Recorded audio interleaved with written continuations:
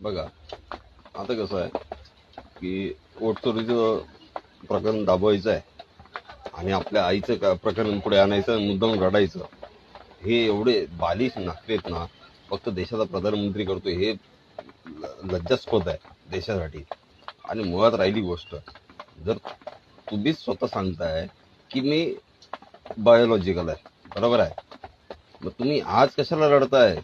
ज्या आईने तुम्हाला जन्म दिला, ज्या आईने तुम्हाला 9 महिने तुमच्या पोटात ठेवला, आज त्याच्याबद्दल तुम्ही काय म्हणताय की मी नॉन बायोलॉजिकल आहे, बरोबर आहे? बायोलॉजिकल आहे की नॉन बायोलॉजिकल आहे, तुम्ही ठरवा ना. देशाचा प्रधानमंत्री असा अनपढ कसा असू शकतो? एवढं मूर्खता तुमच्याकडून येते कशी? तुम्हाला सांगणारे कोण आहेत?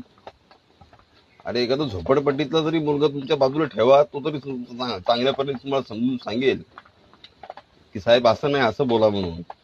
काहीतरी मूर्खाचा बाजार आहे तुमचा आणि काही येड्यासारखं